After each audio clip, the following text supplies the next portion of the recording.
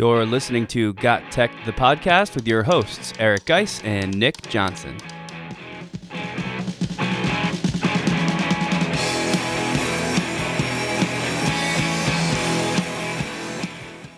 Welcome back to GotTechED the Podcast. This is episode 44 called Essential EdTech for Your Outdoor Classroom. In this episode, we'll tell you all about traditional outdoor classrooms and the numerous benefits that they can have for your students. Then we'll discuss the GotTechED version of an outdoor classroom that infuses our favorite outdoor-themed EdTech with the outdoor learning. We'll go over apps, extensions, and lesson ideas that you'll need to get started. Check it out.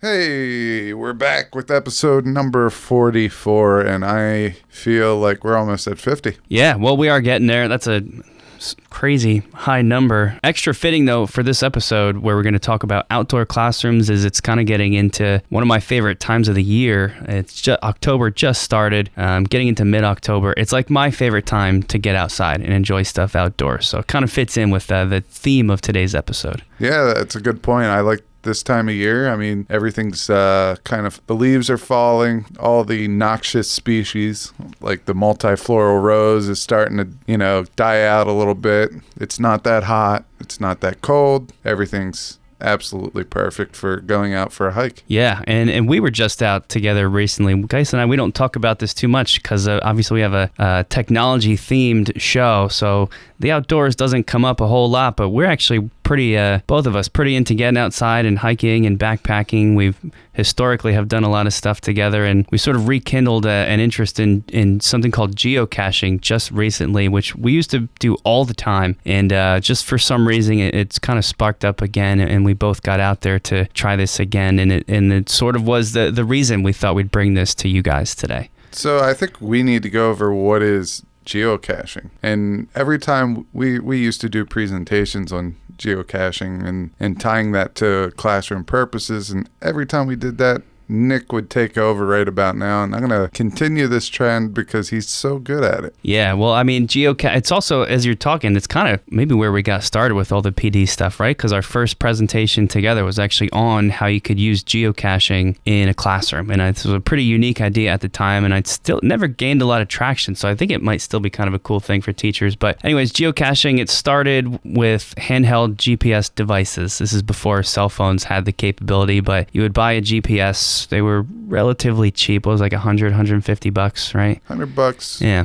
Yeah. But you'd get the handheld GPS, and there's a website called geocaching.com, and it's all these basically like a worldwide treasure hunt where people and anybody can sign up, and you get a little waterproof box together, and you go hide it somewhere in the woods or in a park or even any public space, really. It just can't be like private land. And you hide it, but you log those coordinates. The latitude and longitude gets logged. It makes like a waypoint, and then you could download these waypoints onto your GPS device, and then everybody would have access to them, so you could basically go out into the woods for your hike, but along the way try to find these hidden geocaches. And it was like a game, really. Yeah, it's a big game, and what's cool is a lot of people make the titles of their geocaches be kind of themed, like Take Me Out to the Ball Game, and they hide a geocache next to a baseball field or something like that. And inside these geocaches, you would start the box with 10 different trinkets and a logbook. So the logbook, anyone that finds it can sign in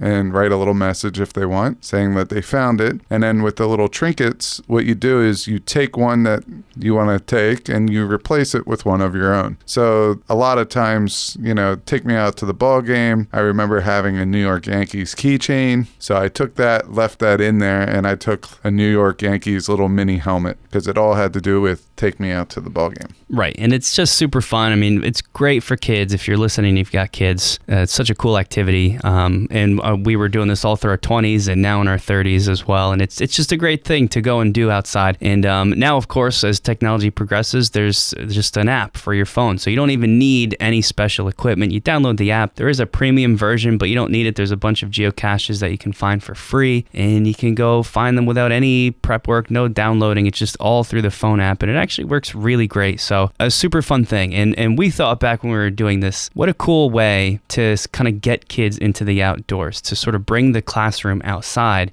because you're sort of tying in that love of technology with the outdoors and using it almost like a bridge to kind of get kids outside. So we thought we'd sort of take that same tactic for today's episode and feature some EdTech outside of the world of geocaching. Some of it touches on that, but EdTech that can help support an outdoor classroom. Before we do that, I think it's important we just sort of establish what an outdoor classroom technically is. There's lots of definitions. Some of them are pretty strict and rigid about what it should be. Others are loose. The loosest version is really just taking your kids outside to do anything. Some of the stricter versions, things that we found different places online, include really literally a classroom with seating just outside, maybe in like a little grove of trees or out in a field somewhere comfortable. One of the big things with an outdoor classroom is that anything you can do indoors can be done outside too. And a big part of that is equipping the space. So if you actually have like a space that is an outdoor classroom, you want to give it all the same things that your indoor classroom has, which is stuff to write on, stuff to write with, maybe a whiteboard that can stay outside or a chalkboard that's not going to get affected by the rain. In an ideal outdoor classroom environment, the kids are supposed to be able to move freely from the inside to the outside, and that's a little bit tougher these days with security. So it kind of depends on what sort of school you're at, but that'd be a really cool way to do it. A lot of it is about like the most extreme version of student-centered and inquiry you could possibly have, because sort of it's supposed to be just based on free play where the kids go outside, they observe whatever they observe, and they start to ask questions and investigate it, which also fits in nice with some of the stuff we talk about a lot here. Physical activity and games, there's supposed to be places for that. There's supposed to be places for kids to kind of just be quiet and alone and make some of those observations in sort of like a peaceful setting. It is important that a lot of outdoor classroom stuff, a lot of it is about getting away from technology, which I think is true. And we talk about that too, that technology is a great tool and can enhance a lot of things, but it's important to recognize that it is not a silver bullet, and there's times where you should put it down, and the outdoor classroom should reflect that too. However, I think there's lots of really great ways where you can actually bring EdTech into the outside to really enhance what the kids are doing. And a lot of times you see these associated with like gardens, or like a class garden or a greenhouse. Actually, I kind of wanted to get that going a few years ago, but it was pretty hard to do just money wise. But there's like grants where you can start ponds and have animals or composting and sort of make that part of the classroom experience. So those are just some of the features, but really, like I said, it's just getting your kids outside. Absolutely. And we as teachers, I think sometimes this type of mentality of going outside and the change in the classroom, it can be intimidating. And a lot of times we say it takes up too much time and things like that. But really, when you think about it, it's not that much of a time difference. You go outside, say you establish where you guys are going to be at the beginning of the year when you go outside, and students know to go out there and be ready to go. And if you establish these norms, if you say that, this is our outdoor classroom spot, you got to be here, we don't want to lose this privilege, because it is a privilege, it's not a right. They don't need to go outside. But the whole timing issue, I found that kids were more on task when I did the outdoor classroom stuff than inside. And a lot of times halfway into the classroom, I had to find a way to get them up out of their seats in order to refocus. But outside, there's so much going on that, this whole outside piece brings a refreshing part to the classroom. Yeah, you have this image that it's going to be like mayhem once the kids are out there, but the couple things that I have tried, they, like you said, they're actually like a lot more focused than you would expect. And I mean, as far as why to do it, when you bring your kids outside, beyond what we just talked about, a lot of the problems that kids face today, like lack of exercise or just being preoccupied with screens, they're uncomfortable unless they have a screen in front of their face. A lot of people are sort of like disconnected from nature, where they're like afraid of it, or they feel like it's dirty or something's going to hurt them. It's, these are common feelings. An outdoor classroom can help to bridge a lot of those gaps. So it gets kids outside. It keeps them active. We mentioned that it really helps to kind of increase focus. If you have students with, some kind of overactivity like an ADD or ADHD, it's actually really beneficial for them because it gives them freedom and it lets them move when they need to move instead of kind of being stuck in a chair. So I don't know why this is making me think of this, but it is. I mean, I have 3 kids now. I think the last time I actually said how many kids I had on the air, it was 1, but we grew as a family. But just with my sons, I have 3 sons. So my 3 sons, with my oldest, he's now wanting to go outside a lot more. And I love the fact that he wants to be outside, and I want him to be outside. But as parents, there are a lot of dangers about being outside. For example, we were next to a pond the other day, and one of the things my wife and I talked about was the fact that we're next to a pond. He hasn't been around a pond. He's not the greatest swimmer, so we found ourselves being overprotective of him around the pond. But when we decided to kind of let him to go away from us more than 10 feet, we realized that he was staying away from the pond. He was staying back. And when you think about growing up, when I was 5 years old, I remember going out and playing with neighborhood kids, and we'd all be in this one common area, and the parents they would all be like in their yards or whatever, and they would kind of look over everybody, but there wasn't this big urgency of safety. Like, there wasn't that threat out there. But now we are so micro-focused on all this danger, stranger danger, poison ivy, ticks, all this stuff. And it's not like this stuff just came around in the last 20 years. So what I'm saying here is, yeah, there are things out there that there are a lot of good reasons why you shouldn't take students out, but sometimes that one reason why you are taking them out will trump all the other stuff. And I think our kids are able to handle it, and really it's a lost art.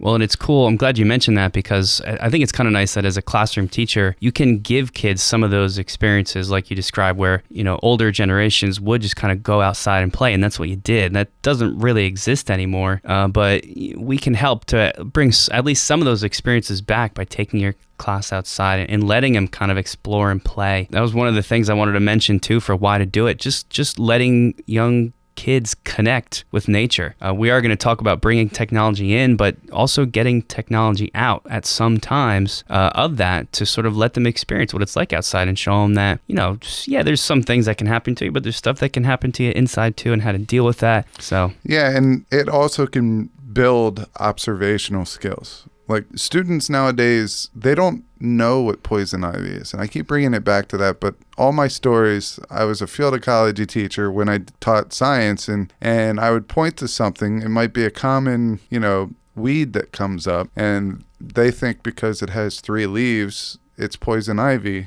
and it really isn't. Or they think every vine off of a tree is poison ivy, and it's not. So it's great. It's a great learning experience just in life skills. If you're an English teacher and you're taking your students out to get inspired, or an art teacher to get inspired to draw something, that's excellent use for it. But it gives you the ability to do some life skills with them as well, such as, this is poison ivy. This right here is, this is what a mosquito larvae looks like. All right.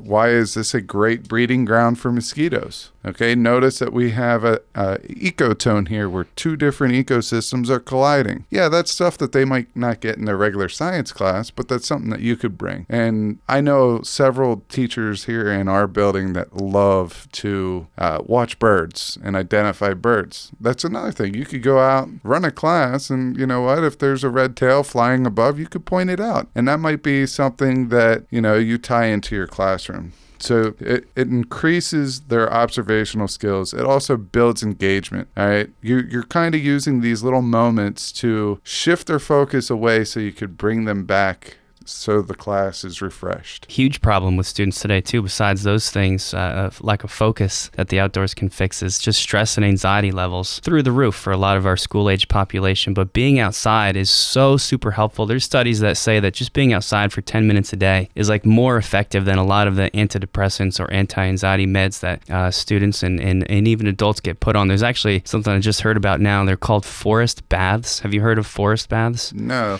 It's like a thing that usually people from cities where it's harder to access the woods, or if you're just not familiar with the woods, people will pay to get a forest bath, which is literally just driving to the woods with a guide, and the guide takes you into the woods and you just kind of sit there and like be there, which always sounded crazy to me, because we just, if I want to go outside, I just go on a hike. But for a lot of people, they don't have that experience. They've never done it.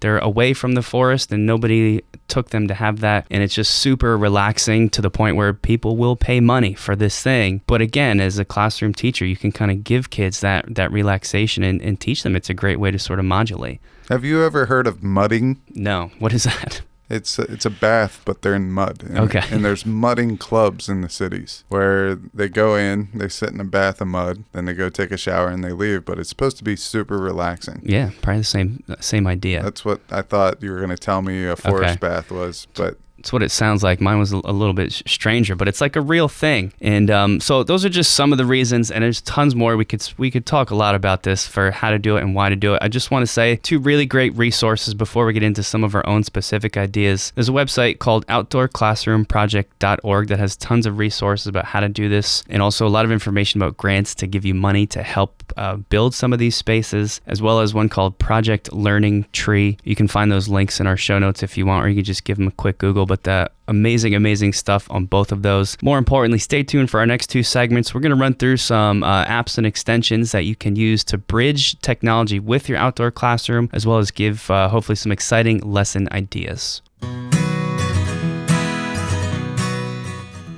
You can follow GotTechED outside the podcast at gottech.com or on Twitter at WeGotTechED. So for our first real segment, where we get into some of the details of this, bringing EdTech into this outdoor classroom, we put together, I forget exactly how many, but a whole collection of things. Most of these are actually apps. We do a lot of talk about Google and Chrome, because that's what a lot of schools are using. Obviously, Chromebooks for their students, and that's what you've got access to. But most people have phones these days, and a lot of schools also there are iPads available, and there's tons and tons of apps that you can use. And actually, it's a little bit more common to see that. So a lot of the stuff we found are more app-based. We tried to find like a little bit of everything. One that I thought was super cool, and there's a ton of options. So I just found like 2 or 3 of them. Some of the common ones are called PlantNet or PlantSnap, and these are apps typically used with a phone, but like I said, you can get them on an iPad, and really it connects with the camera, and you hold the phone's camera up to a leaf or a flower, and it detects based on the shape of the leaves and the shape of the flowers. It recognizes that, and it's used like as an identification app pretty much. So really cool way to kind of get kids familiar with different types of plant life. We mentioned in the first segment, maybe you just don't know what poison ivy actually is. Is that 3-leaf thing something I should be afraid of, or is it not? We can kind of let technology bridge that gap to get them comfortable. And if you don't want to go through the hassle of getting something specific like PlantNet or PlantSnap, Google Lens. Everybody who has Google on their phone right now has a thing called Google Lens, where you can search just by holding the phone camera up to an object. And I've used the Google Lens on plants and flowers. Maybe even there was I saw like a nut last week that I didn't know what it was, and I held it up, and it's pretty good at recognizing what stuff is. So there's lots of ways that you can like identify your surroundings with these different apps. So the next app is kind of in your blended learning classroom where you're able to connect education through all parts of the day. And so say that you have astronomy class, or you're studying a unit on stars, constellations, that type of thing, and you want your students to actually look for them at night. There's one called Starwalk, and this is for augmented reality info about stars and constellations, and this is at the nighttime only. So this isn't something that you could use during the day. This is something that you might assign for homework. Really cool. It's pretty cool too. And there's a couple versions of that also. You literally hold up the screen to the sky, and it detects the positioning of the phone, and it shows you what all the constellations are that you're looking at. So that's a really cool one for kids to use. I think one aspect of this could be geography in some way, and a big part of that, especially at the younger grades, is learning about latitude and longitude and how that works. There's a lot of apps that can connect those things while you're outside. One that I liked is called GyroCompass. This app is pretty much a compass, so you could use it to talk about positioning on the globe. If you're in more of a science realm, you can use it to talk about magnetic north versus true north, or maybe just use it to teach the kids literally how to navigate with a compass. Maybe have some, real actual compasses to use, and then the technological version, so they get the experience with both of those. But I think there's some cool applications of an electronic compass for the kids outside. Yeah, how about for these classes where you're studying artifacts, whether it's historical or artifacts that have to do with history or maybe civilization artifacts, things like that. There's an app called Civilisations AR. So it's an augmented reality artifacts app that allows you to be outside, and these artifacts that you're studying become part of the background in any outdoor setting. So you could kind of take a look at them, and some of these might be in their actual if it's a artifact based on nature, it brings a new sense to that artifact. So Civilisations AR is another really good one that you could use outdoors. My favorite one probably out of this whole list is called Xnote. And Xnote it's kind of like a virtual treasure hunt app. I like this because a lot of the lesson ideas that I've actually tried before with my class outside involves not necessarily a treasure hunt, but some kind of a hunting aspect, hiding things that they find, and it leads them down different paths. Xnote is that, but you can sort of orchestrate that all with an app on the phone or the iPad that you're using. It's so cool because you can create them as the teachers, so the kids using the app sort of navigate to these waypoints that you set, and they get different pieces of information there. I was really excited to come across Xnote because I've kind of been waiting for something like that to be available to teachers. So that's a really, really cool one. So earlier you talked about PlantSnap, and that helped you identify plants. There's also ones that will help you identify rocks and minerals out there. And these are called Rockhound and SmartGeology. So both of those, if you see an interesting looking rock, it will help you identify what that rock is or what that mineral may be. Yep, and it's pretty much the same deal there. It just kind of holds up the camera and it does it for you, along with just cataloging, so you can compare to stuff you found to databases of what's out there. And I guess sort of a good segue from that is other similar apps, but now for identifying birds, animals, all kinds of stuff that you can see outside. The Audubon Society has a ton of different identification apps. One of them, the Audubon Society, I think is pretty into birds mostly, but they have several. It's called the Audubon Bird Guide app, and again, it's that purpose of you see 150 feet in the air, that silhouette of a certain wing shape, kind of getting kids used to not only noticing that but appreciating it, and then identifying what it is, maybe as part of like a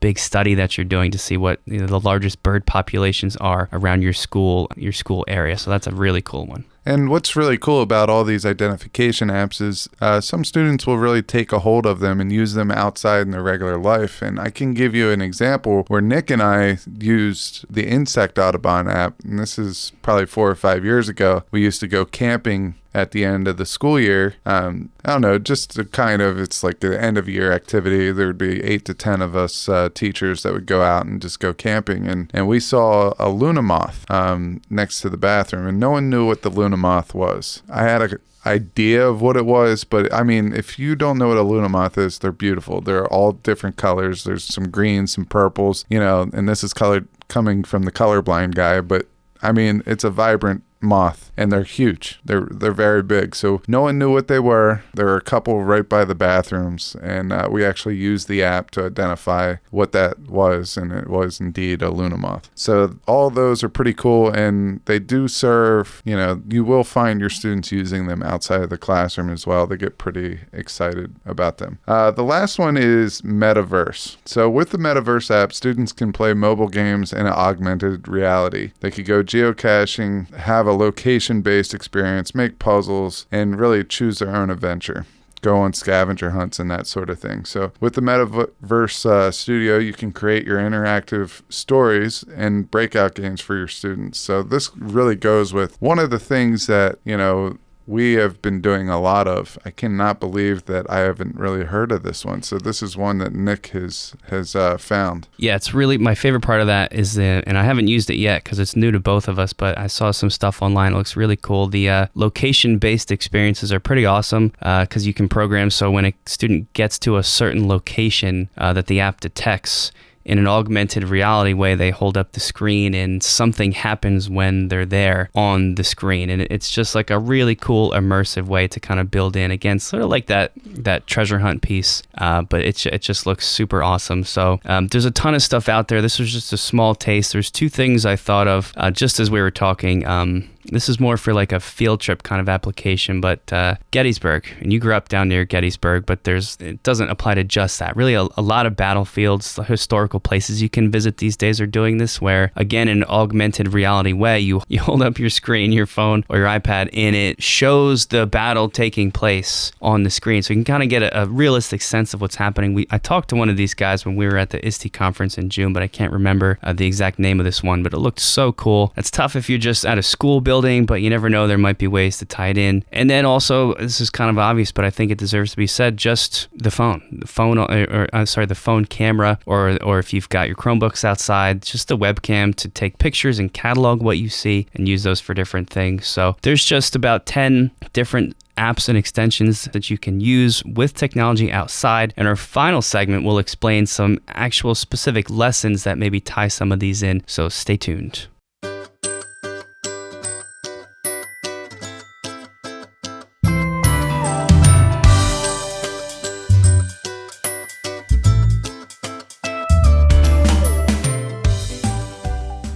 So we are now in the probably favorite part of our episode. If you haven't noticed this in previous episodes, we're kind of following the same path lately. We give you a little background story about something that's motivating us, and then we get into some characteristics that fit that method of best practice. We go into some technology, and then we give you ways to use that technology in the classroom, or in this case, in the outdoor classroom. So we're going to give you a couple lesson ideas and these are just general. I mean, they're not specific to any subject. They'll work for most subjects, if not all subjects. So we're just going to go over a couple of different lesson ideas, and a lot of these we've actually tried in the past in one shape or form. So we're very excited about these. Nick, why don't you start us off? Yeah, sure. The first one, I've mentioned scavenger hunts a couple times. It's probably my favorite way to get a class outside when you don't actually have like a well-defined outdoor classroom. You just sort of have the kids come in and say, okay, guys, today's lesson, we're headed outside. Scavenger hunt, we gave you some apps that can do this for you. I think if you want a quicker version that could be easily used in like really any subject, and I think most grade levels too, how about a QR code based scavenger hunt? You have the kids either use their phones, because most phone cameras now have a QR code reader built in. If you've got Chromebooks, you can grab a quick QR reader extension that works through Google Chrome. They work really well. As the teacher, your only prep is to go out ahead of time and post some QR codes. I usually print them off and try to laminate them if I can, just in case it gets rainy. But if you can't, paper works too. Post them in different locations around the school building, and the kids have to navigate to each one. When they get there, they scan it, and when they scan it, it tells them to do something or solve a puzzle or a problem or some kind of answer. And after completion of that, in some way, it unveils their directions to the next QR code. Now, how you get them there is up to you. Sometimes I'll give them like certain latitude, longitude coordinates. We'll actually talk about that in the next example. And those latitude and longitude coordinates take them to the next one. Sometimes it's as simple as posted with that QR code is maybe like a hint or a riddle. Or if you've taught them how to use a compass app, they can use that to sort of orient themselves towards the next one. There's tons of options, but this, I can guarantee this will be extremely popular with your kids. They have so much fun getting to run around and race each other. If you want to build that aspect into it, I highly recommend a scavenger hunt in this way. Yeah, and the scavenger hunt, say you plan the scavenger hunt and it's going to be outside and it's raining, bad weather. Well, guess what? You still have these QR codes. Have it in the building. Send a quick email out to your colleagues, letting them know that, my students will be in the hallways. They are instructed to be quiet. If they're not, send them back to the classroom. But then put up your QR codes in areas that are, not classrooms, such as your cafeteria during non-lunch periods, maybe your main office. You could get some of the staff involved in the main office. They often like that. You have gyms, gymnasiums, foyers, things like that, and you could still have that. So if you're afraid of losing a period or getting behind in whatever you're teaching, you can also do that. I'm going to take this next idea as well, just because I was just doing this recently, and you can jump in if I missed something. But if you do want to tie in latitude and longitude points around your school building, if that's maybe what you're teaching younger grades. I remember learning that in school, and we did it the teacher like baked a cake, and we had to decorate the cakes with like the different latitude and longitude lines. Well, now with technology, you can actually take them outside, and they can actually get to use and navigate with those coordinates. And I think the simplest way to do it, there's a couple apps that do it, but a lot of us now just getting to and from work, we all plug in Waze or Google Maps to kind of get you around the traffic. Well, Google Maps will also let you navigate based on latitude, longitude coordinates. And as the teacher to kind of set this up, all you have to do is sit at your own computer and pull up, a satellite map of the school, and you can literally click anything, anywhere, and just one click, and it will give you the exact latitude, longitude down to like the minute and second decimal place, and you can write those down and sort of. I like to just kind of pool them as like waypoints that the kids have to navigate to using these different latitude, longitudes. Maybe that's the scavenger hunt element. Maybe there's just things at those different waypoints that I want them to see. But it's a great way to make that real for them and let the technology do some of the guiding. So think of this as a big station rotation activity within a blended classroom. This is blended learning, is station rotation model. That's what it is. There's 5 different activities that you want them to do. There's 5 different locations around the building or outside that you want them to accomplish. That's what it is. It's a station rotation model. Let's go to the next one. The next one is geocaching. There is a geocaching app on your phone. You could also do it the same way with the Google Maps and getting the longitude, latitude. But what I want to talk about is a local park. So when I taught field ecology and when I taught bioethics, there's a local park right next to us, a couple miles down the road. I would do a half-day field trip. And usually I would try to make it on a day that's already disrupted. Like I did it one day in the afternoon during the PSAT day where the morning is shut down for anyone taking PSATs. The afternoon, I would get my class and anyone else teaching the class that I'm taking on a field trip. Together, we would go over to the park, and from there, we would have some type of a team building activity based on knowledge that they got from the course so far. So what I did is I took these dowel rods, 1/4-inch dowel rods, and tie a rag or something like that around it, and I would staple a question to that rag. And then I would also take 2 index cards, write 2 possible answers. So what they were doing is a relay race. A student had to go out and find one of the 10 questions. They would read the question, pull off the correct answer from that rag that I hung from the 1/4-inch dowel rod, and then they came back and they had to find all 10 answers. And then once they're done, they come over and they get a time penalty for each one that they got wrong. And you would see who would win, and that would give them an advantage for later to use. Maybe they ate lunch first or whatever it may be. And that was the team building part, right? Yeah, but I still brought content in because they're doing that little relay race. I did a couple other small ones, but that was the one that they really liked the best. We took some bamboo shoots, and they had to make something that would retrieve a bag full of rocks, and inside the rocks had letters on it, and they had to make a phrase of something that they learned in order. It's like a big puzzle. Right. It's a word puzzle. It's a word scramble. And after they made their device using bamboo shoots and twine, and they retrieved their bags, they would make that phrase, and that was also something that could give them an advantage for later. And then the geocaching would be the third activity, and they would go and they would have to find a couple, and we made that another activity, and then I made it survivor themed. I forget really how I did that, but you had an idol, right? Yeah. Once they got all 3 of their geocaches, it led them to the last coordinate, which was a 50 by 50 plot where I could hide an idol, and whoever got that was the sole survivor. I think I used to help guys with this field trip, and it was one of my favorite all year. It was basically like a day outside for us, and it was always really fun, and the kids loved it. But I think the best part was that for your bioethics class, right? Yeah. It was pretty heavy on the recycling aspect too. A lot of conservation was tied in with that day, and I think that's cool. If you want to build in another way to build in some content to that, a big part of it was collecting trash as the kids were walking through the park, learning about your local parks and how important they are and how important it is to take care of them. I remember the kids would always be so surprised how much garbage there was around, and I think they got a lot out of it. And I've since actually stolen that idea when I do just like treasure hunts just on school grounds. I give bonus points for whichever team can collect the most trash, and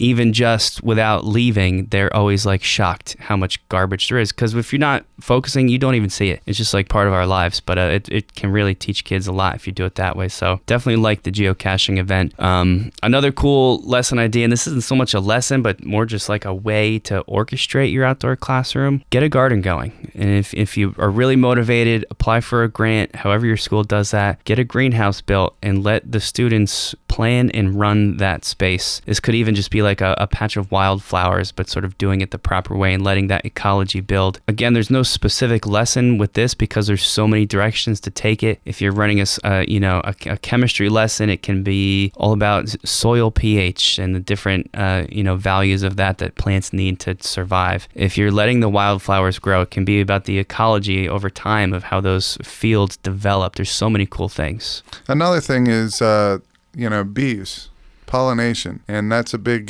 topic going on right now with the bee populations declining in mass numbers. And I know of a couple schools in our district that actually have beehives and they study bees. But I also know from a STEM standpoint, there's this path that you could talk with elementary school people or students about, like, bees and the problems that they're having, and then the middle school teachers do the same thing, but they take it one step further and they're starting to come up with some ideas or brainstorming ideas of, I guess, how to correct this problem. And then the high schoolers actually have to devise a mechanism. They have to develop a mechanism on it. But it's kind of cool because the elementary students look at it first. They report to the middle school students. The middle school students take what they found and they develop some type of a solution. And the high schoolers actually bring that solution to a prototype or to fruition in some cases. So that's a way to kind of get the whole district involved, and it is happening out there. There's another